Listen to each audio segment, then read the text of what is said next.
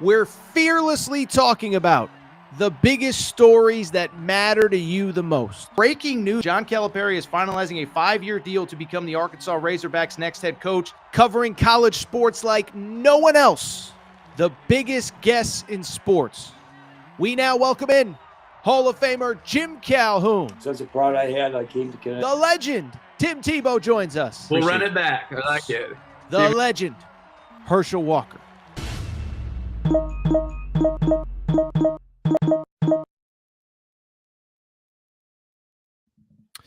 Welcome in, everybody. Sunday night edition, Air Torres Sports Podcast. I'm your host, Air Torres. Hope everybody's doing well. Hope everybody's having a great day. Boy, oh boy, what a weekend in college sports it is as we're coming on air. Vandy just got knocked out as the number 1 seed in the college baseball tournament. UCLA softball missed home plate, but it's not reviewable. So, yeah, there's a lot going on. We are going to stick with our bread and butter of college hoops and college football, though. By the way, very good response to Phil Elson, so maybe we do some college baseball later in the week. We got ourselves, though, a jam-packed show. As, again, I know there's a lot of college baseball. Hopefully you're split-screening us on a busy Sunday night. So what we're going to do, we're going to update our college hoops way too early top 25. NBA draft deadline is behind us. Rosters are mostly set. Felt like a good time just to revisit who's going where, who's ranked where, all of that. By the way, a new team in the top 5. Florida moves up. NC State, Will Wade is in the top 25. We'll discuss all that. From there, UNC actually had a very big recruiting piece of news over the weekend. They get an international superstar, a guy that they desperately needed. We'll discuss him. We'll discuss this WILD Cooper Flagg story that went viral on Saturday afternoon. And then we'll talk a little bit. We didn't get a chance to talk about SEC meetings last week. I thought it was actually a moment of weakness where Greg Sankey, I don't think, presented himself or the league well. So we will discuss all that in a busy episode. By the way, a couple housekeeping notes before we get started. 1, June, historically a little bit of a slower month. We do our college hoops off-season grades. We're going to start them this week with the Florida Gators. Basically, off-season grades. We're going to evaluate all the big programs in college basketball: Kentucky, UConn, Duke, Carolina, Louisville, Arkansas, BYU, whoever.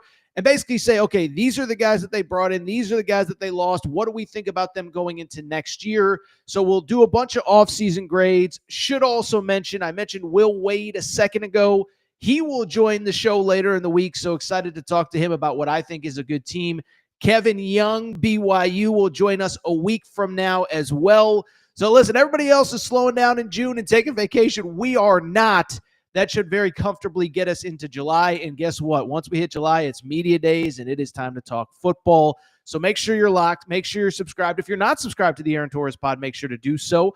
Also, make sure you're subscribed on YouTube. You can click that little subscribe button at the bottom of the screen. We appreciate your support. Closing in on 57,000 subscribers, and cannot thank you all enough for all you do. Speaking of a great company, speaking for a company that does a lot for the Aaron Torres Pod, we want to thank our friends. We want to thank our partners. We want to thank Cauley Puffs and CauleyPuffs.com. Okay, so I've told you all about Cauley Puffs for a year now, basically at this point. It's incredible how long we've worked with them, but it's that time of year. You're outside more. You're going to the beach. You're going to the lake. You're going to the pool. You are maybe mowing the lawn with your shirt off. You don't want to look like a filthy slob. So you need a snack that is both healthy but delicious as well. You need Cauley Puffs, family-owned company, not far from where I live. I've told you the story a million times, but Joey, a huge sports fan, was sitting on the couch one day watching some games and said, I need a snack that I'm going to love, that my kids are going to love, that are healthy but delicious. He came up with Cauley Puffs.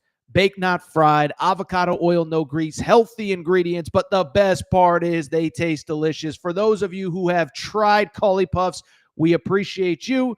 For those who have not tried Cauley Puffs, it is not too late to do so. Just visit CauleyPuffs.com. That's CauleyPuffs.com, CauleyPuffs.com. You can also find them on Amazon.com as well. Just search Cauley Puffs on Amazon. Throw them in your cart. Try them. You'll like them. Trust me on this one. Thank you to Cauley Puffs. With that said, it is a busy Sunday here in June. Happy June 1st to everybody. By the way, Happy birthday to my mom. June 1st is her birthday. We were in with her on Memorial Day weekend celebrating. So happy birthday, Mom.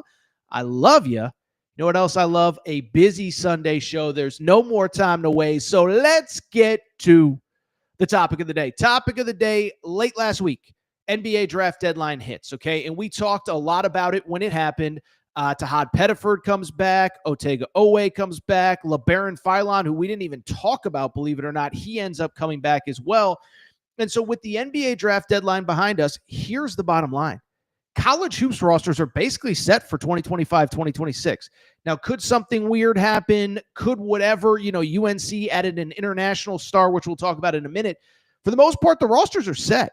And so with it, it is time to do our updated college hoops way too early top 25. And bluntly, this is basically probably going to be the last one before the start of the regular season. Now, we may do one in September and October when teams start practicing, when we get a couple exhibition slates. But again, rosters are set. And so I don't think we need to waste any more time. Let's jump right into it. Let's jump right into my updated top 25. By the way, you can find the full list of players, etc. at AaronTorresOnline.com. All right, so let's get into it. My updated post-NBA draft deadline top 25. Number one team, my updated top 25. It's the same as my last top 25. And I'll say this, shout out Purdue fans. You're convinced that I hate your team. I got them number one going into next year. First of all, probably returned the best inside-outside game in college basketball. Braden Smith at point guard was an All-American. Trey Ren Kaufman was awesome. By the way, I will say, I had a lot of you hit me up during like March and April about Braden Smith. There were reports he was going to enter the portal or he was considering it. I don't know. I was kind of told over the last couple of weeks that may have been a thing, but Purdue was able to convince him that this was the place for him.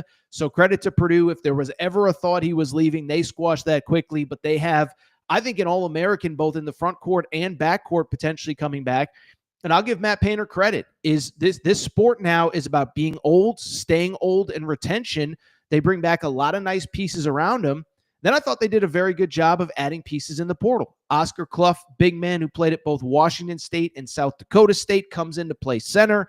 Also, Umar Mayer, the point guard from Israel. We're going to talk a lot about international players.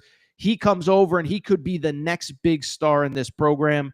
But it starts with the inside-outside game of Trey Ren Kaufman, Braden Smith. Fletcher Lawyer's back as well. That's worth noting. Purdue is the number one team in my updated top 25. Number two, you may remember them from this year's national championship game. Unfortunately, they were on the wrong side of it. The Houston Cougars. Torres is Cougar crazy, baby. Torres is Cougar crazy. Loves those Houston Cougars. I'll say this, Milos Uzan, of course, was maybe their best player by the end of the year. He tested the NBA draft waters, and I heard this, and it seems like everybody who covers college basketball heard. He was planning on leaving. When he entered the draft, the intention was that he was going to stay in the draft. Doesn't matter how it happened, why it happened. He announces he's coming back. Now, Houston did lose Pop Isaacs, but I think they took him not expecting Milos Uzan back.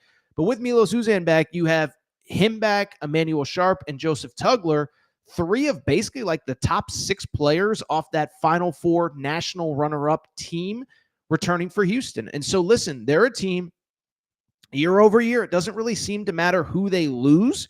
They continue to just be awesome. Remember, 2 years ago, they come to the Big 12, absolutely dominate in year one, absolutely dominate in year two. I think the only thing with Houston for me that's a little bit of a quote-unquote question mark, in my opinion, the depth. And specifically, they're going to actually have to rely on freshmen.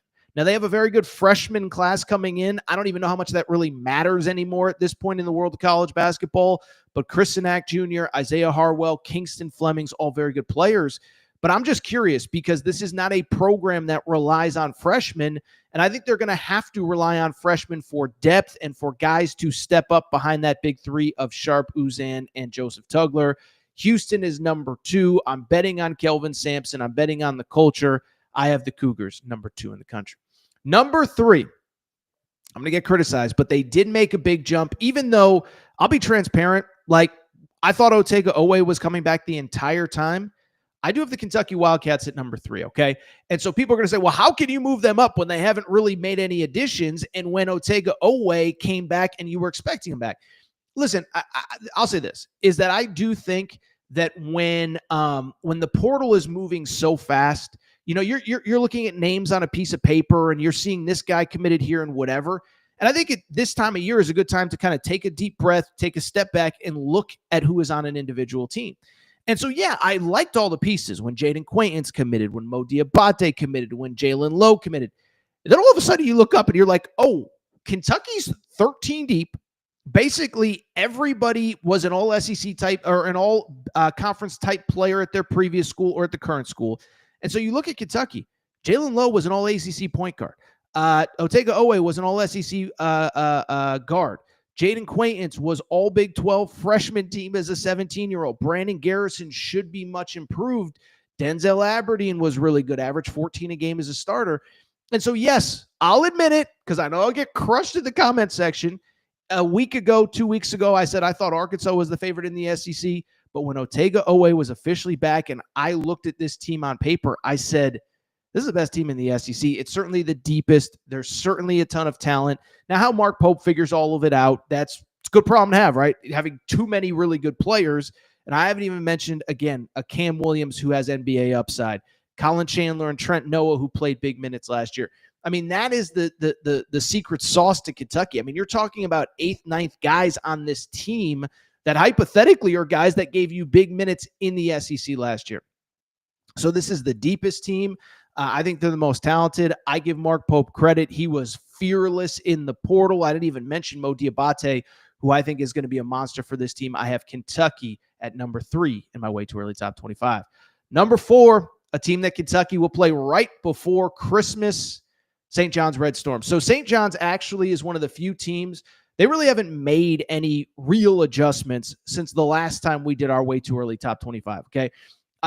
Rick Pitino, goes into the offseason, Big East regular season champ, Big East tournament champ. It's crazy. The RJ Lewis stuff happened so long ago. It seems like a lifetime ago, but Zuby Ejiofor was basically an all Big East player, comes back. And then Pitino just crushed the portal. Got Josan Sanan early from Arizona State, former 5-star. Got Bryce Hopkins. We know how good he is. And then later on in the process, added Dylan Mitchell, added Osiah Sellers, added Dylan Darling, and added Ian Jackson. And so, yes, we got to figure out if Ian Jackson's a point guard. But if there's one person that I trust to figure it out, it's Rick Pitino. And when I look at this roster, this is what stands out to me. This team has a chance to be as good defensively as they were a year ago when they were one of the best defensive teams in college basketball. And they should be significantly better offensively, better shooting, more guys that can score. So really, really, really good St. John's team. Again, they did their work early. It was a quiet April for St. John's. I have St. John's at number 4. Number 5. I mentioned being Cougar crazy before. I got the BYU Cougars at number 5, okay? And maybe this is a little bit too high. I don't know. I mean, I do know. It's my updated top 25, and I got them at number 5. I don't think it's too high. And I said this in the write-up of my updated top 25. Go ahead and when you get a second, go to BYU's official Twitter page or Instagram page. They are already practicing. The way the academic calendar works, they are already starting practice. The size and athleticism on that team is freaking insane. Okay, here's the thing about BYU. Everybody knows about AJ DeBonce. Everybody knows about Richie Saunders, all Big 12 first-team forward coming back. Rob Wright is one of the 10 best transfers in college basketball, starting point guard. Everybody in America wanted him. Gabe Ikeda, the Incredible Hulk, unbelievable. But go watch the practice footage that they've released, and keep in mind the whole team isn't even on campus yet. But they got, Dominique Diomande is a name to know. He's probably like 6'10", dunking from the foul line in practice videos. There's a player, an international player, Mbop is his last name. He's actually was on the team last year as a redshirt. These are the guys that are like the 7th and 8th guys on this team. And so when you watch the footage, and by the way, Kennard Davis, top 50 transfer in college basketball. Like when you watch this team, you're like, oh my God, so big, so athletic. And credit Kevin Young. I think he did a really good job, like a lot of these coaches, of, hey, these are my cornerstones. What are pieces that make sense around them? It's not just about signing the most good players, but pieces that actually fit around AJ DeBonce, pieces that fit around Richie Saunders. I think this team is a legitimate Final Four type contender. It's not just AJ DeBonce. It's not even just Richie Saunders. I really like BYU at number 5. Number 6, Michigan Wolverines. And so, listen, we talked about them at the draft deadline. Whole thing to me with Michigan, I believe it all hinged on Yaxel Lendenberg. Yaxel Lendenberg, transfer from UAB. He's my number one portal player. And, he was deep into the NBA draft process, right? And I think there was a lot of people that did not think he was going to come back. And I said, if he doesn't come back, they're a good team. I don't know if they're great. I think now that he's back, I think he is a legitimate national player of the year type candidate. And so with Yaxel back, it changes everything. If Dusty May could turn Danny Wolf into a first-round pick a year ago, Yaxel Lendenberg, I think, is a legitimate national player of the year candidate, as I just said. Adai Mara around him, 7'3" transfer from UCLA. I don't, Elliot Cadeau is limited, but I think he gets too much criticism. He averaged 11 points and 6 assists in the ACC last year. Good shooting around them. I'll tell you this, I don't mean to screw with the market, but when I was in Vegas last weekend, Michigan was like 25-1 to win the national championship. Now, it was before Yaxel officially announced he's returning. You can get Michigan at 25-1. I think it's a good bet. Michigan, to me, is a legitimate national championship contender. Number 7. People think I'm a homer, but I actually have this team ranked a little bit lower than a lot of other people. It's the UConn Huskies. And I think Dan Hurley had about as perfect of an offseason as you could, because a couple players that weren't going to play, maybe caused some headaches behind the scenes, they're gone. And they basically retained everybody that they wanted to retain. I went and looked it up. Basically, UConn played like 7 guys last year, maybe 8. I'm trying to do the math off the top of my head. And basically, of those 8, 6 were eligible to return. Of the 6, the only one they lost was Liam McNeely, who's going to be a first-round pick. Alex Caravan is back. Solo Ball is back. Why am I blanking? Jalen Stewart, Jaden Ross, and Terrace Reed, all 5 are back. So 5 of the 6 best players that you could bring back off of a team that spent most of the year in the top 25, nearly beat Florida, are back. You also had Silas Demery, the guard from Georgia. You had Malachi Smith, the guard from Dayton. Braylon Mullins, one of 2 McDonald's All-Americans in the high school class. And I think what's just interesting to me with UConn is the pieces are there. I think the only reason that I'm hesitant to move UConn even higher is because everybody has to make a leap. Alex Caravan has to get back to being the player that he was. Terrace Reed was great down the stretch. Now, can he do it for a full season as a starter? We're waiting on Jalen Stewart. He feels like a breakout guy. It's got to happen. Good news is Dan Hurley is maybe the best developmental coach year over year in college basketball. Look at the leap that Jordan Hawkins made in year 2, even Tristan Newton in year 2, Donovan Clingan, Tyrese Martin, you go on and on. So I trust that the leaps will be made, and maybe 7 will end up being too low, but I have the UConn Huskies at number 7, and I think that good enough to win another natty, good enough to win another natty. Number 8, Big Pig Invasion, baby. Arkansas Razorbacks. How about this? John Calipari, you know what we're going to start calling him? Coach Retention. Coach Retention. Most returning minutes and most returning stats of any SEC school. Who would have ever thought we lived in a day where John Calipari is returning the most production of any SEC school? Now, I know what the critics, it's because all their players think. No. Carter Knox would have been drafted if he stayed in the draft. He just didn't want to be a second rounder, didn't want whatever. Carter Knox is an NBA player. Everyone knows I got a soft spot for DJ Wagner. I think he's a very good college point guard. Arkansas played its best basketball after he took over the starting reins a year ago. Trevin Brazile was incredible late in the year. Double-double against Kansas in the NCAA tournament. Double-double against Ole Miss in the SEC tournament. You go on and on down the list. I'm just trying to think Billy Richmond's awesome. You had 2 very solid veteran big men in Malik Ewan and Nick Pringle. And then 4 freshmen, 2 of which should be major contributors, Darius Acuff and Malik Thomas. And so, listen, criticize Cal for whatever. I'm just here to tell you, you talk about a situation where in college basketball, the last couple of years, returning production has been the key to success. Auburn this year, Florida this year, Houston this year, UConn the last 2 years before this year. Arkansas returns a lot. I think they can win the SEC.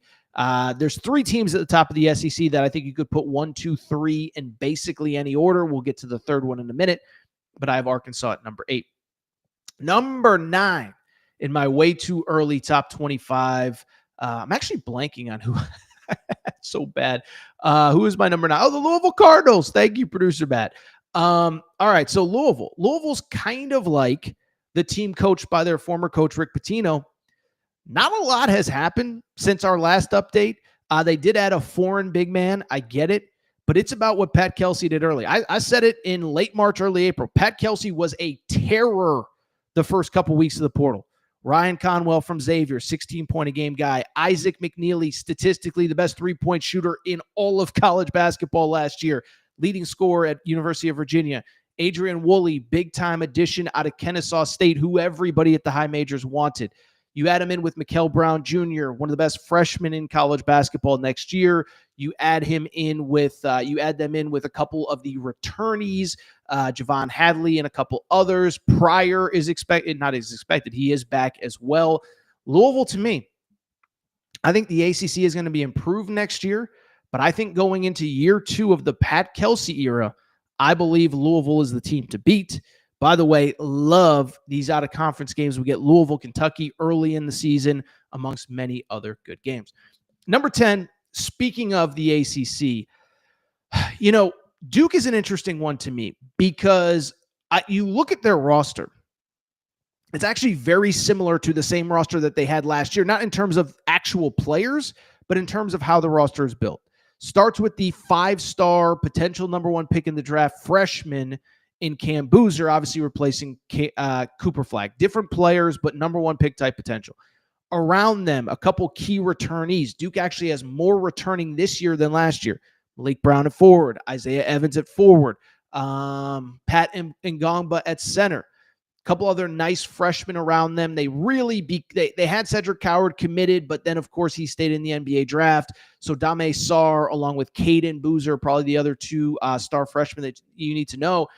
And so with Duke, I just think it's going to be interesting. Is Shire clearly found the recipe of the right veterans around the right freshman superstar. I just think it's going to be really hard to replicate that because I do think the ACC is going to be better. It's worth noting Duke in the out-of-conference, they won some games, they lost some games, but they weren't as unbeatable. And so with the ACC being a little bit better, I'm a little bit lower on them. But listen, if the regular season ends and Duke is again a 1 seed and Cam Boozer is the ACC Player of the Year, I would not be surprised. But I have Duke at number 10. So we're already 22 minutes into this show, and I've only gone through the top 10. I'll be quick with 11 through 25.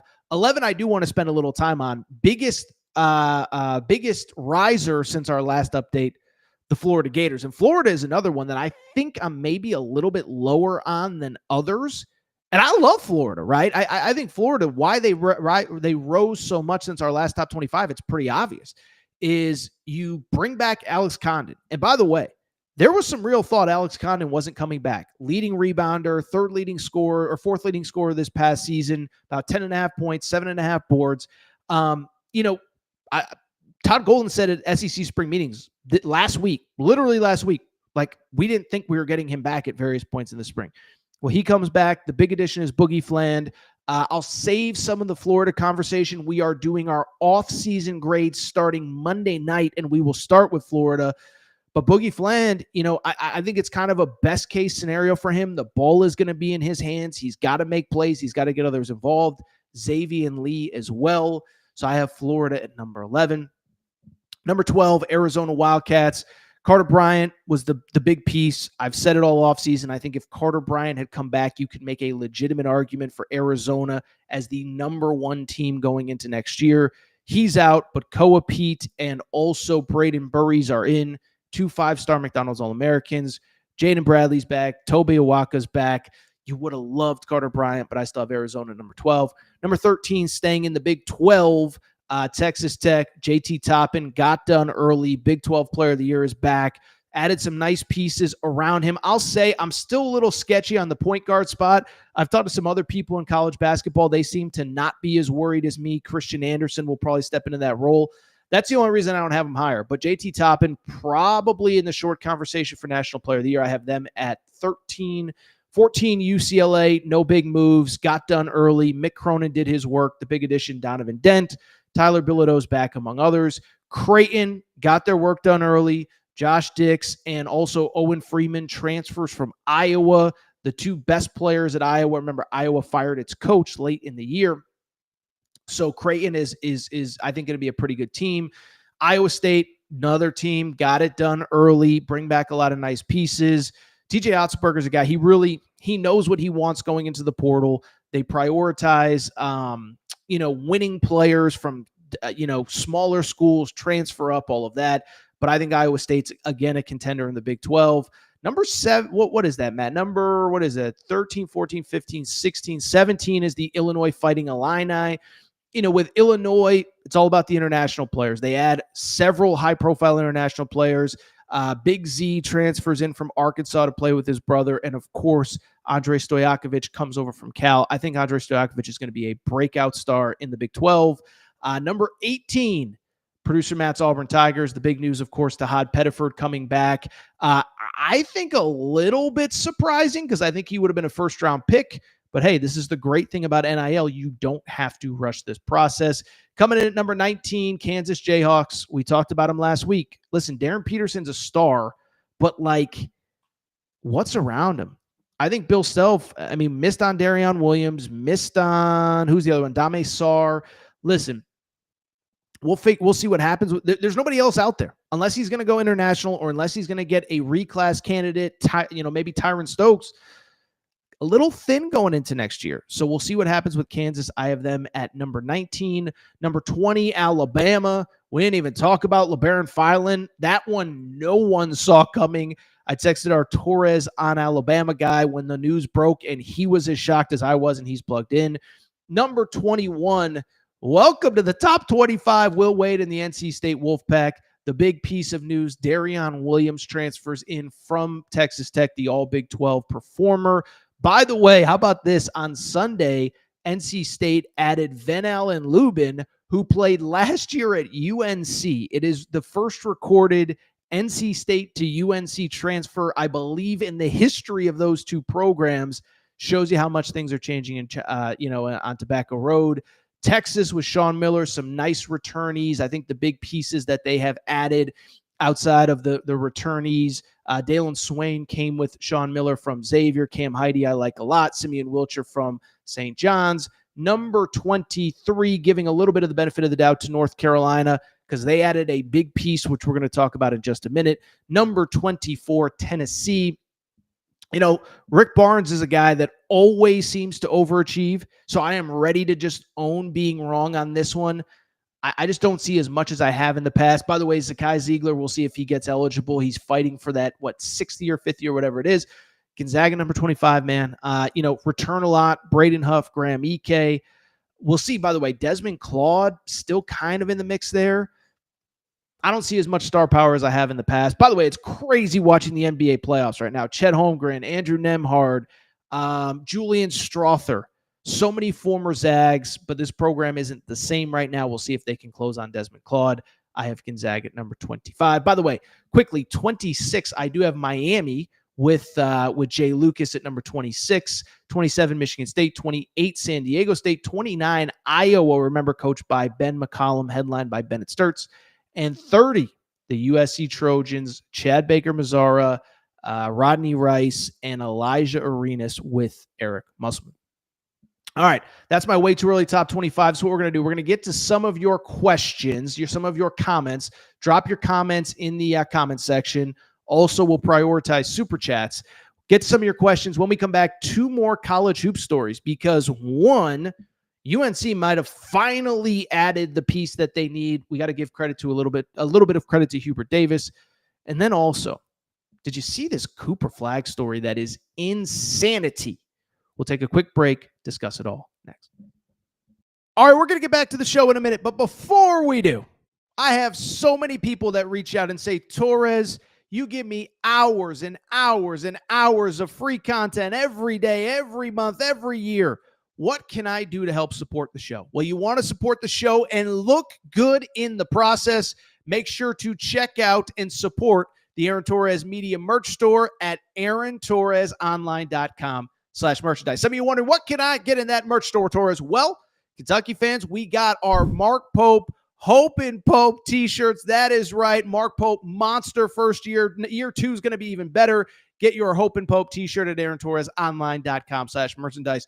Arkansas fans, the Big Pig Invasion is coming. It is here. John Calipari has things rocking. Get your Big Pig Invasion tees. Again, AaronTorresOnline.com/merchandise. St. John's fans, we have our Big Rick Energy t-shirts. And if you're just a college basketball fan in general, guess what? Your March is for Day Drinking shirt. That is the shirt that you need year-round, but especially for the next NCAA tournament. You can order yours now. By the way, football fans, we got you covered too. Auburn fans, we already know the freeze warning has hit the plains. Make sure to get your freeze warning t-shirts. Also, Nebraska fans, new era, new rules, the t-shirt that you need before the start of this coming season. And oh, by the way, if you're a Colorado fan, if you're just a Coach Prime fan, we have our Dion shirts and hats, more of them than we know what to do with. So to check out the full line of Aaron Torres Media merch and also support the show, good news is we're going to have even more for the fall. Check out the Aaron Torres Media merch store at AaronTorresOnline.com/merchandise. And for more information, you can always reach out at Aaron Torres. All right, everybody, I'm back. Good to be back.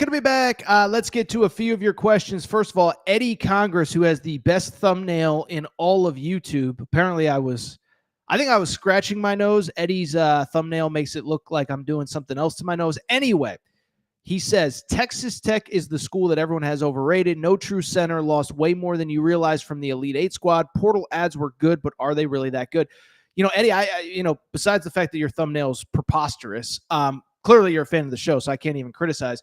So I sort of agree with you. Yes, you did lose your true five-man, Federico. He's now at A&M with Bucky McMillan. I'm with you. Is Darian Williams was an all Big 12 player. You lost Elijah Hawkins, who was a sixth-year senior in college basketball at point guard. I don't know who the point guard is. I don't know where the rim protection is. And they added some nice pieces out of the portal, and I'm sure they have some metrics that'll tell you that these guys will translate in this way. I like the LeJean Watts kid who came from Washington State, but I'm kind of with you. I think people are overrating, JT Toppin's back. Well, that must mean that they're awesome. Like, I have a few more questions about them than most. And I think it's interesting, by the way, it kind of reminds me almost of like college football, where it's like, they're returning this big name quarterback that I know. And it's like, yeah, but what about the offensive line? New OC, defense kind of stinks. Well, but I know the quarterback. That's kind of how I feel about Texas Tech. It's great that you're returning JT Toppin, but no Darian Williams. Front court's a little thin. They're going to have a lot of shooting. I also question the point guard position. Really quickly, let's see some of these other questions. I see a comment saying that I have the best top 25, criticizing some other people. I don't get into the criticizing other media members game just because, whatever, everyone's to each their own. Walter with a great point about the UNC NC State transfer. I mentioned earlier, Van Allen Lubin transferring from UNC to NC State. He says Dontrez Styles left UNC for Georgetown, then transferred to NC State. So there you go. It happened, but not directly. Let's see here else. Kansas being ranked at all surprised to me. I'll say this, we did our segment last week on Kansas missing on Dame Sarr, Darion Williams. We posted it on YouTube. Kansas fans usually like to fight with me and say, I don't know what I'm talking about. They didn't really seem to fight me on this one. It just kind of seemed like they kind of acknowledged like, yeah, this roster is a little bit thin. So I don't know what the heck's going on with Kansas, what the heck's going on with Bill Self, but missing on Dame Sarr and Darion Williams in a week was bad news. A couple other things. One, PNB Posse says, Collie Puffs, remember, colliepuffs.com, amazon.com. Eddie, another great question. Does Gonzaga have no NIL? They've slowly dropped down the college hoops pecking order since it became pay for play. So my stance, this might be a broader offseason segment. I don't know. I think like three very distinct things happened to them at the worst possible time. One, Tommy Lloyd left. Tommy Lloyd was very clearly their lead recruiter, their main recruiter. And listen, I've said it a million times, like the college basketball media has this nostalgic like thing about Mark Few doesn't like to recruit and he just wants to fly fish all summer long. And it's like, yeah, it's great when Tommy Lloyd's doing literally all your recruiting, but now that he's gone, you can see the talent level in the program drop. I do think also on top of that, I do think it hurts. They were kind of the first ones that really went international, and now everybody's going international. And I do think NIL has to be a factor, right? I mean, listen, Gonzaga is a great program, but it's a small Catholic school in Spokane, Washington in the WCC. Just do the math. They don't have the TV money of SEC. They don't have the money of SEC schools, of Big Ten schools. I think it's been a lot of things working against them. And so, yeah, I feel a little bad for Gonzaga. It's the new world. We'll see what happens with them. By the way, as producer Matt points out, they are, of course, going to the new Pac-12. So we'll see all that TV money that the new Pac-12 is getting. I don't think it's exactly going to be the SEC or Big Ten once the Pac-12 is settled. All right, let's switch gears. And let's go ahead and talk about a program. I've talked about them a lot over the offseason. I don't want to say I've been negative. I think I've been realistic. But let's talk about the North Carolina Tar Heels. So North Carolina, every time we mention it, the context matters here, okay? So the context is pretty straightforward. It was, by any tangible measurement, a disappointing season a year ago. Now, some things are out of their control. They missed on a couple big guys in the portal. If they had a true five-man, I think the entire season is different. RJ Davis was disappointing. For whatever reason, it didn't click. Seth Trimble was banged up.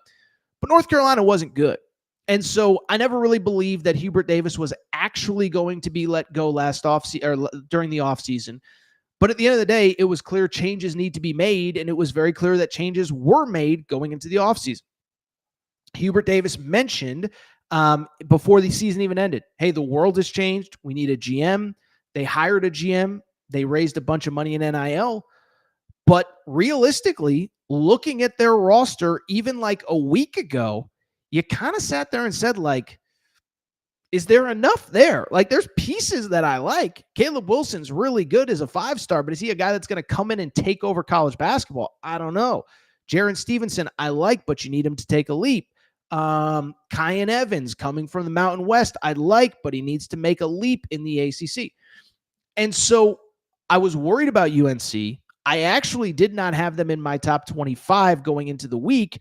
And I think, coming out of the draft deadline last Wednesday, Thursday, I think the scary part was they seem to be running out of options.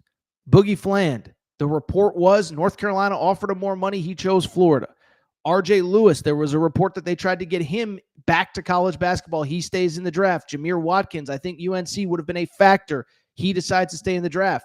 And so I just bring it up because we're sitting there saying, like, Carolina still needs a dude. And to the credit of Carolina fans, I want to give them credit. They said, Torres, wait until the offseason is over before you evaluate our team. I bring it up because on Saturday, North Carolina might have finally gotten the star that they needed as, I'm going to trip over this name, but Luka Bogovic. Luka Bogovic? Here's what you need to know. 6'6", wing, from Montenegro, one of the best players in Europe, certainly one of the best players in Europe coming to college basketball next year. He commits to Carolina. I got to give credit where it's due. I think if he's as good as we expect him to be, this is the piece that Hubert Davis needed. And if he lives up to expectations, all of a sudden Carolina, very much a factor in the ACC, probably a team that is good enough to compete at the top of that league. All right, so let's start. Luka Bogovic. Okay, so again, I apologize for tripping over his name. I'll learn it by October and November. But again, bottom line, just one of the best players in Europe, period, end of story. From Montenegro, he plays in that Adriatic League, which Adriatic League is where a lot of these guys that are coming from overseas to play college basketball are from. This is the league that produced, I believe, Andreja Jelovic, who's, of course, coming to Kentucky. I know it's the league that produced the dudes that are going to Illinois, Mihailo Petrovic, David Mirkovic. And so this is one of the more competitive, if not the most competitive league in Europe. I kind of did some digging on, I guess it would be Saturday, Sunday after he committed. And I was told basically, look, is it the most, listen, the one of the Euro leagues that has FC Barcelona, Real Madrid, et cetera, is probably the top league. But this is right there. The skill level is through the roof. And this guy, the thing I'll say about him, he is coming to college basketball ready to play next year. First of all, in that league was very good, averaged 15 points per game, 39 or so % three-point shooting. I don't claim to be a European basketball expert, but good stats in a good league. playmaker off the dribble. Kind of the scouting report I've been told is great catch and shoot, playmaker with the ball, all of that. The other thing is really two things. Is one, he comes with plenty of international experience, has played for his national team year over year over year for the last 4 or 5 years, and he just comes with a lot of experience, period. He's 21 years old entering college basketball next year. Now, for people who haven't been following this stuff on a day-to-day basis, this is just kind of becoming normal. Is it right? Is it wrong? Are they taking scholarships from American kids that are 18 years old? Maybe. But UNC is not the first team to do this. I remember last year, BYU brought over a kid that was like, 19. I think Boscovich was. I'm trying to find the name. Yeah. Mahalo Boscovich. Yep, that's my guy, and I liked watching him. But he was like 21, 22 when he got over here. Big Z's brother, Tomislav Ivicic, was like 21, 22 when he got over here. And then again, Illinois brought over several players who were like in that 21 to 22 range. Mihajlo Petrovic and David Mirkovic, both of those guys are on the older side. And so again, whether it's right or wrong, another conversation for another day. There's no rules in the NCAA right now. I don't really care. I want to watch as many good players in college basketball as I can. So credit to UNC for getting this done, because to me, this is the star that they needed. And now, all of a sudden, you have this guy, and I do believe that the other pieces on the roster now all of a sudden make a lot more sense. You have Seth Trimble back in the backcourt, who was actually really good before he got hurt. You have Kyan Evans, a great three-point shooter from Colorado State, a guy that stepped up and played his best basketball late as Colorado State made a run. Probably in hindsight, should have been in the Sweet 16, had Maryland on the ropes before Derek Queen hits that buzzer beater. Listen, I've said it a million times. I am a big fan of Jaren Stevenson, the wing at Alabama. I know that statistically he didn't put up the greatest numbers. Go back and watch some of those games, though. The Clemson game in the Elite Eight, not last season, but the season before, so the 2024 season, that was the year Alabama goes to the Final Four. They don't go to the Final Four if Jaren Stevenson doesn't have like 18, 19 points in the Elite Eight against Clemson. And so he is a guy that I think with a more defined role, with a bigger role, I think he's going to be pretty good. Remember, this was a guy that kind of got lost in the shuffle at Alabama in that front court with Darion Reed, who's obviously gone, with Cliff Omoyori, with Grant Nelson, etc. But I think Jaren Stevenson has a chance to be a breakout star at Carolina. We mentioned Caleb Wilson. I really like him as a piece. Again, I just don't think he's Darren Peterson or Cam Boozer or Cooper Flagg or whoever that can step in and put a program on his back. And then finally, I do like Henry Visar as well, the transfer from Arizona. We've talked about him plenty, but he is the exact type of player that probably doesn't get enough credit with all these portal rankings and portal news and portal notes because of the fact that basically his role kind of evolved over the course of the season.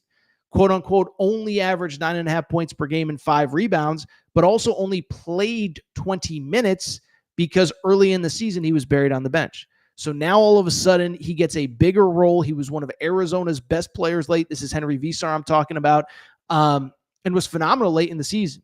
19-4 in a loss at Fog Allen Fieldhouse, 10-7 in the Big 12 tournament, 13-6 against Duke in the Sweet 16. And so I just bring it up because all of these pieces look very nice, but you needed that star player, preferably that can create his own offense, preferably on the wing, preferably a guy that can make plays with the ball in his hands. And that's exactly who this kid is, or at least who he projects to be at the college level. Luka Bogovic. By the way, I've said the name 10 times. I've said it 10 different ways. UNC fans, crush me in the comments. I absolutely deserve it. But I just bring it up because to me, he was the guy that you needed. And now, with that said, what stands out to me as well is that I think all of a sudden it does change the trajectory out of North Carolina. One thing I always try to do is I try to be fair to everybody. And, I felt like I was being critical early in the offseason, but I thought it was justified. You lost a lot of guys. You didn't know who was coming in. And until you get a guy signed and committed, we have to judge the team based on the roster that they have. But now you have a very, you have that essentially the final big piece of the roster. You have the dude that can get you the buckets that you need to win at the highest level in the ACC. And he fits well with Henry Visar. He fits well with Kyan Evans. He fits well with Jonathan Powell, some of the other guys I haven't mentioned, Jaden Young. And now fast forward, I think all the pieces make a lot more sense. And I think Carolina, in my opinion, is a much better team. So to me, when I look at the ACC, I think, first of all, it's going to be improved. Louisville, I think, is really good. I think Louisville and Duke, Carolina fans, maybe you'll disagree. Maybe you'll yell at me in the comments. I don't know. I think Duke and Louisville, in some order, are the top two teams. They were the top two teams last year. But I do think that second tier now is much better. NC State's a real team. NC State is a real team. We'll wait on later in the week to talk about it. But they have Darion Williams. I really actually like what Miami did. Clemson's always going to have guys, and I think Brunell's kind of figured things out. But I would add, got to give credit where it's due to Carolina, because I really thought that they were a piece short. They get that piece, and I think it does change the trajectory. Again, you don't want to oversell. You don't want to oversell anybody. You don't want to oversell a five-star freshman. You don't want to oversell a big-time transfer. But if this kid clicks the way that we think he can, I don't think it's hyperbole to say that Carolina could compete for an ACC title. I don't know that I'd have him as a favorite today, but I don't think it's impossible to envision the scenario. So credit to Carolina, credit Hubert Davis. They've taken a lot of heat basically since the start of last season. They get the job done. They get their star in Luka Bogovic. All right, one more basketball story that I saw over the weekend. We'll be quick on this because this is the most preposterous story that I've ever seen, okay? So it's Saturday afternoon. I'm just kind of lounging around, doing whatever, getting ready for my Fox Sports radio show. We did a small recruiting update for the YouTube channel, but I was kind of just sitting around. And all of a sudden, out of nowhere, I see this thing come across my social media feed, and it is a report about Cooper Flagg's NIL signing, okay? Producer Matt, you can go ahead and pop up the initial tweet, because when I saw this, I was like, what the heck is going on? Okay, so Legion Hoops was one of many places that reported this aggregated story that Cooper Flagg made $28 million in NIL deals at Duke. That's per whatever, 92nd Street Y. I don't know what that is. Well, I do know what it is because I did some research. But I bring it up to say that when I saw that, I was genuinely blown away by how many people either A, didn't understand context, or two, just completely believed it as factually correct. Well, I'm here to tell you, it is the dumbest NIL story that I have ever seen. If you don't understand it's not factually, it's sort of factually correct, but not really factually correct. But it's just, I couldn't believe that people were like, oh, did you see this, Torres? This is crazy. Yeah, it's crazy because there's no context, and the context means everything, okay? So first of all, before I even get into what actually happened, let's just backtrack a little bit, okay? Because here's what you need to know. Here's what you need to know about this story. Here's what you need to know, big picture, okay? So let's just pretend that there's a scenario where this Cooper Flagg thing, it could be real. I went ahead and looked it up because I was like, okay, what are actually realistic NIL numbers for college athletes? Well, I bring it up because how about this? Went back and looked it up. Caitlin Clark, when she left college, signed a $28 million 8-year deal with Nike. This is after college. Caitlin Clark signed for $3.5 million per year. Great money. I don't know if I'll ever sign a contract for $3.5 million a year, but it ain't $28 million, okay? Zion Williamson, who certainly had himself a weekend if you read the headlines. This was after his season at Duke. Signed a 5-year, $75 million deal. That's $15 million a year. That's half of what was reported with Cooper Flagg. So what happened with Cooper Flagg? How did we get this $28 million? It's so easy. And again, it annoyed me that nobody understood the context. And the context was very, very, very simple. The context was this. The context was contracts signed while you're at Duke. The totality of them don't mean that you made all that money while you're at Duke. What do I mean by that? If you sign a 4-year, let's just easy number, 4-year, $16 million contract. That's $16 million right there. That doesn't mean you got $16 million at Duke. It means you got $4 million at Duke. Like, and so producer Matt, you could go ahead and now pop up the other, the full quote, because basically what happened was this, is that I went back and I was like, okay, where did this come from? How did we get here? How did this become a thing? And it was from an interview that Howard Bryant, of all people, did with Bob Costas, which, by the way, I don't know if I'd be, Howard Bryant's written books on MLB. Bob Costas was last seen on MLB Network. I don't know why you would believe what they said, but finally some context into this story. The context is this, the exact quote. He had a $13 million deal with New Balance and a $15 million deal with Fanatics. That's from Howard Bryant. This is where the story came from. And so ultimately, yes, he signed 2 deals worth $28 million. By the way, I love how the fact that we're talking NIL, we're not even talking about what the collective paid him. He was in some other commercial, I forget which one. But just because he signed a $13 million deal with New Balance, and just like because he signed a $15, $16 million deal with Fanatics, does not mean that he got $28 million a Duke. That New Balance deal is probably like a 4-year deal. So he probably made very good money, like $2.5 million per year. By the way, producer Matt brings up that the AT&T was the commercial that he was in all March Madness. So if you're going to talk about, if you're just going to throw out numbers, why don't you include what he might have hypothetically got from the collective and what he got to do a national TV commercial that ran the entire NCAA tournament? And so listen, do I really care? No. But the number of people who tagged me on this, the number of people who thought this was real, it just boggled my mind.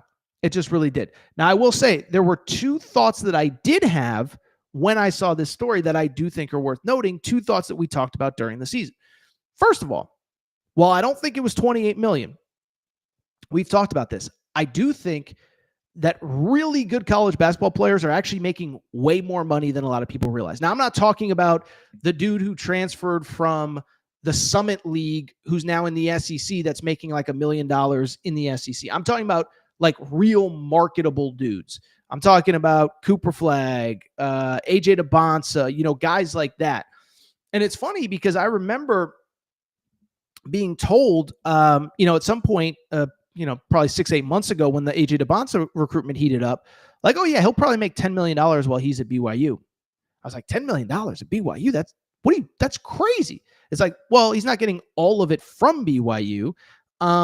He'll get, the number that I keep going back to is I was told it was about 4.5 from BYU. It was nothing close to the 7, 8, 9, 10, whatever reported. But remember, AJ DeBonsa has a deal with Red Bull. When he committed on First Take, he was wearing a Red Bull hat. When he appeared on the Aaron Torres pod a few weeks ago, he was wearing a Red Bull hat. So I solely bring it up to say that Red Bull hat he's not wearing because it's stylish. He's wearing it because Red Bull's paying him. Also, he himself has some sort of shoe deal coming up. I believe he can sign with Nike. He can sign with anybody. But so I think AJ DeBonsa, I don't think it's crazy to say he'll make $10 million while he's at BYU. And so I'm sure it was the same with Cooper Flagg. I'm sure while he was on campus, it was probably in the 8 figures. It wasn't $28 million, but 8 figures doesn't seem crazy to me. The other thing I'll say really quick, and then we'll get out of here and we'll talk a little bit about Greg Sankey's bad week, is that this story, though, did remind me of something that we talked about during the season. It was funny. During the season, if you remember, there was that big story. Cooper Flagg does this huge interview. It's like a 5,000-word profile of him from The Athletic. And there's like one line where Cooper Flagg says, yeah, I don't really want to leave Duke. I guess I have to, but I don't really want to. And I'm paraphrasing, but that's essentially what he said. And it became this national story. Does Cooper Flagg want to come back? Is he going to come back? What's going to happen? Da-da-da-da. And what did I say at the time? I said, well, Cooper Flagg isn't coming back. But what I said at the time, and I truly believe, is that basically, in my opinion, at some point in the next few years, like the next 5 years, I believe that we're going to see a player of Cooper Flagg's ability, maybe not as good as Cooper Flagg, as he had one of the best freshman seasons ever. But I'm talking about like the number 1, number 2, number 3 pick in the draft. I believe a player like that is going to come back, and it is because of NIL. It's because of the fact that I think players are making like $10 million, $11 million, $12 million as a college basketball player, which is crazy when you factor in NIL from the school, the collective, plus endorsements. And so I said it at the time. I said, I think these shoe companies, I think if they actually had their druthers, they'd actually prefer some of these guys to stay in school, because I said, look at Cooper Flagg. Now, he has a deal with New Balance, okay? But here's my question for you. Whether it's New Balance, whether it's not, but I think more specifically if it was Nike. Let's say Cooper Flagg signed with Nike instead of New Balance. Here's my question. Is Cooper Flagg more valuable to Nike and to all his partners, whatever it would be? Fanatics, whatever. If he wants to sign with Collie Puffs, I can set it up. But is he more valuable to them on a really bad NBA team? Now, it turns out he's going to get drafted by the Mavericks, so it's a little bit different. But even on the Mavericks, third most marketable player behind AD and Kyrie. Imagine if he was going to the Wizards. Imagine if he was going to the Charlotte Hornets. Is he more valuable there, or is he more valuable at Duke, where they're on national TV 40 times a year, several high-profile games? ESPN is going to build their whole programming around him the way that they're doing it for AJ DeBonsa next year. I'm telling you, I just think we're going to get to a point soon. And I understand how, guaranteed contracts work. And I understand that, everyone's going to say, oh, you're not going to turn down $40 million to make $8 million. Like, I get it. I understand how guaranteed contracts work.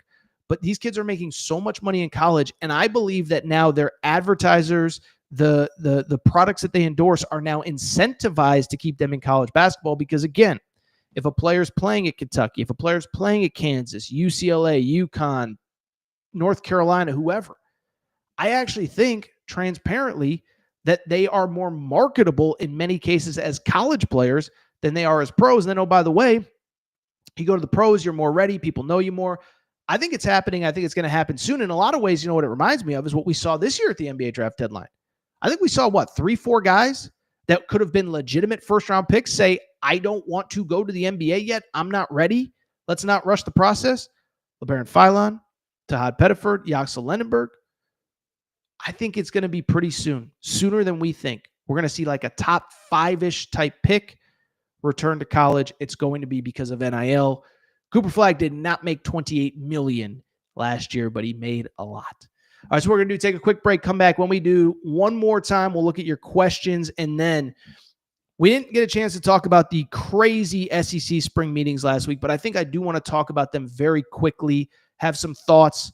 I thought it was maybe the first time in my life that I saw Greg Sankey look weak and powerless, and I think it's a conversation worth discussing. Quick break. Be right back.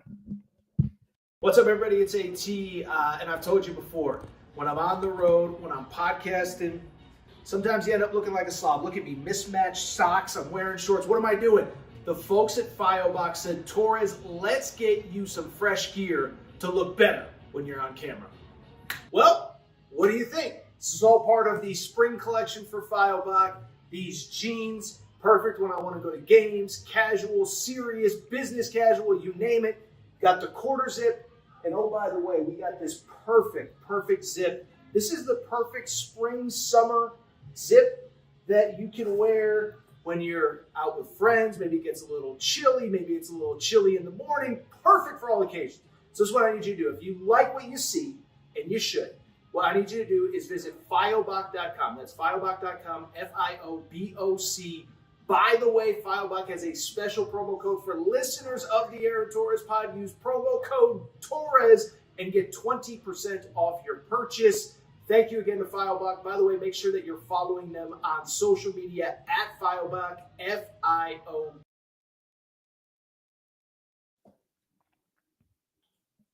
All right, everybody. I am back. Good to be back. Final segment of the show. So good to be back. Really quickly, just going to roll through some of the comments here. Just want to see what else we got. Let's see here. We got a lot of weird comments. I don't know some of the context. Someone has been accused of smoking crack in the comment section, which is okay. That's okay. If that's what your prerogative is, that's fine. All right. You know what? Looks like this comment section is, as usually, off the rails. All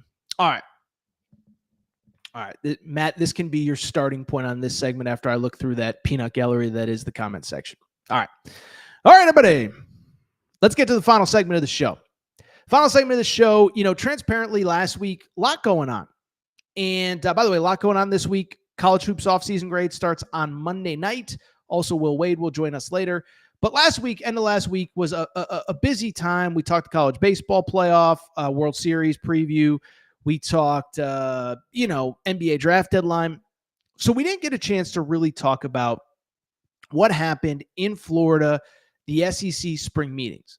And I'm just going to get right to it. I thought it was the first time in my life, in my time covering college sports, that the SEC looked kind of weak, looked kind of pathetic. And I thought Greg Sankey, again, I just didn't think he put his best foot forward, okay?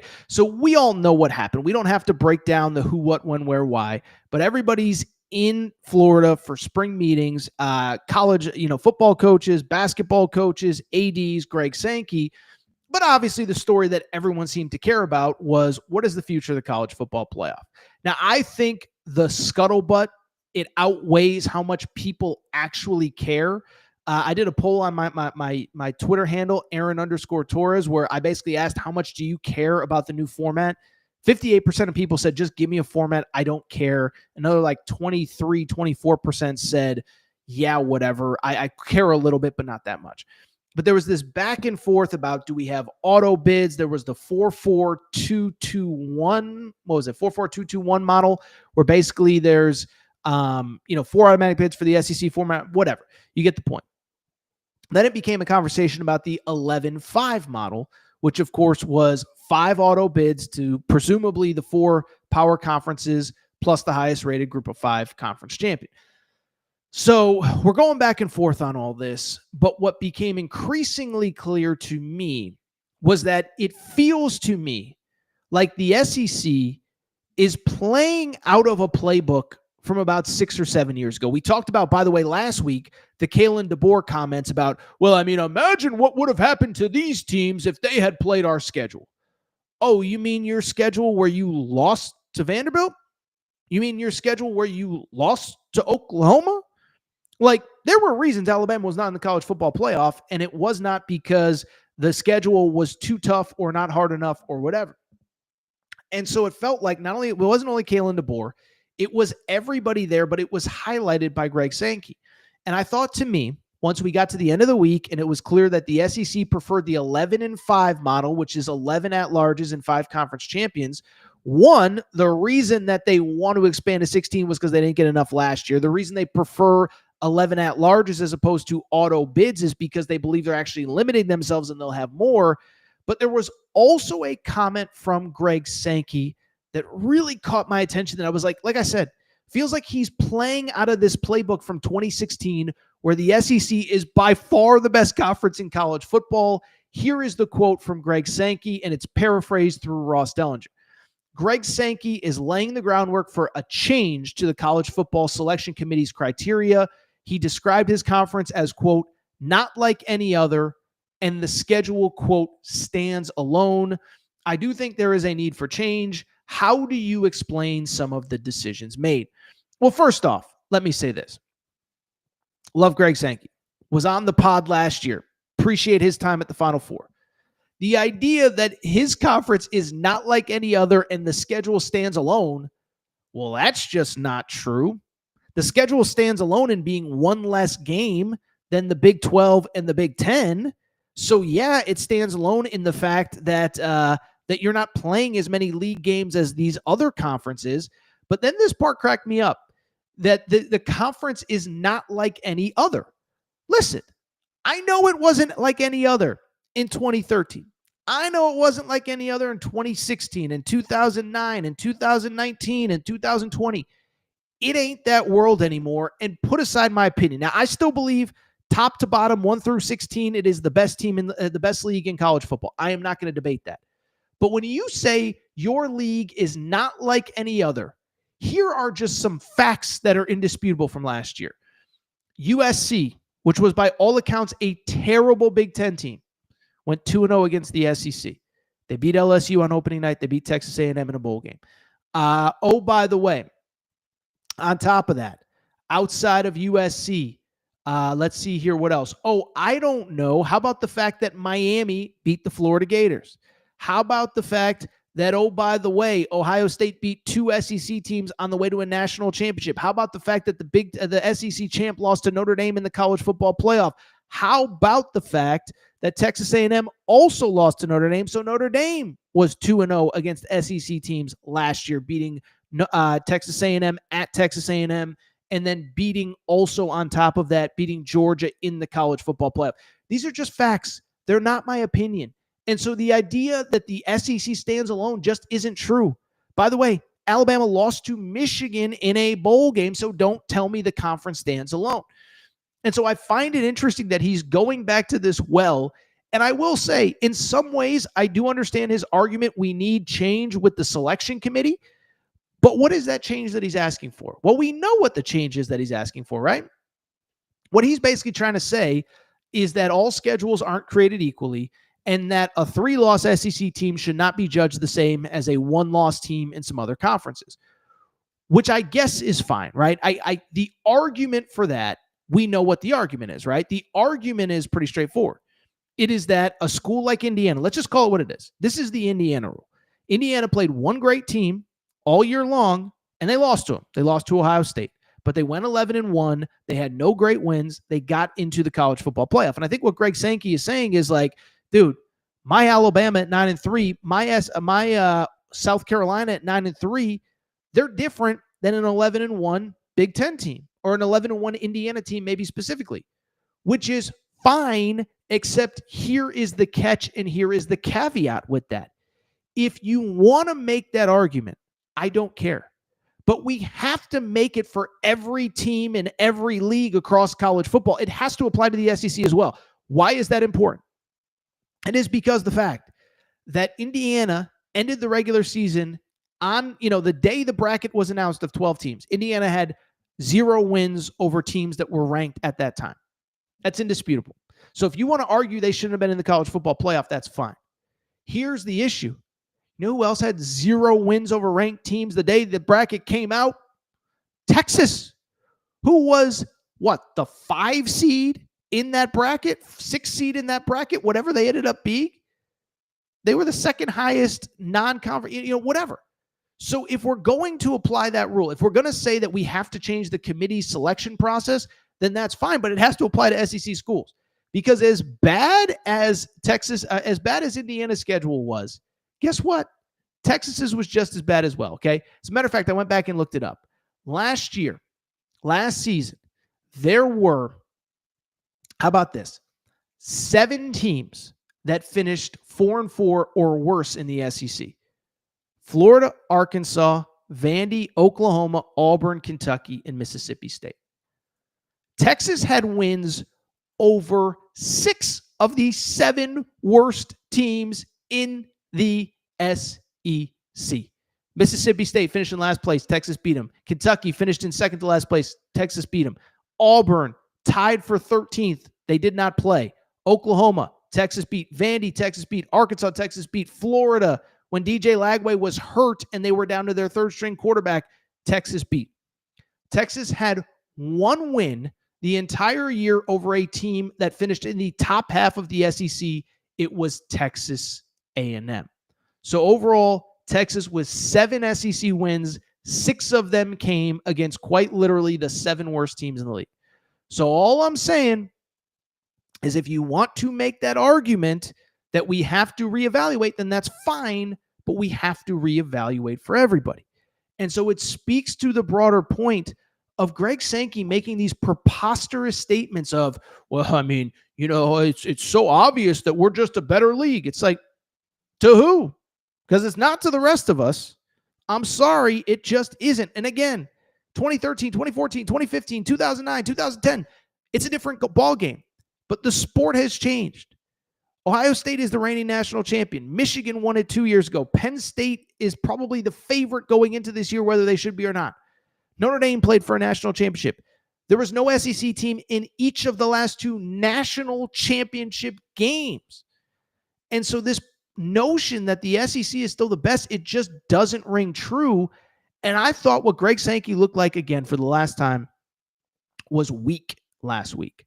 I thought he looked like the kind of guy that was sitting there trying to sell a narrative that doesn't exist, that the SEC is still by far the best conference in college football. I think top to bottom, it's probably the best. I think at the top, I don't think it's the best anymore. At least it wasn't last year or the year before. beyond that, also, I think what's also important with the SEC is, of course, that outside of that is that the sport is changing, and I could go on and on, but I didn't love it. I thought it was a little weak from Greg Sankey. I think he's got a lot of explaining to do, and I just thought it looked bad. I just thought it looked bad. By the way, we're going to go to the 16-team playoff. I hate it. I get that it's coming. But this notion that the SEC should just have stuff grandfathered in because of what happened in 2017 and 2010 and 2013, it's just doesn't make sense. All right. Enough whining, enough complaining. I think it is time for me to get out of here. I'll just check in to see the comments. Nobody has entered the chat. That's scary. UK Till I Die says, Torres, who is your way too early Final Four? This sounds like a great segment for the month of June because we don't have that much to talk about this month. So this is what we're going to go ahead and do. We are going to go ahead and get out of here. By the way, nobody says I need Macaulay Puffs for this show. So thank you, nobody, for your Cauley Puffs. I know how much you love your Cauley Puffs. Yeah. Tell you what, I think we're going to get out of here. As I said, it's going to be a busy week. So we start our college hoops offseason grades. What I need you to do, get in the comment section. Who do you want our offseason grades for? We're going to hit on all the big teams. We're starting on Monday night with the Florida Gators. And then from there, we'll do all the big ones. Louisville, Arkansas, UConn, St. John's, Kentucky, Arizona, BYU.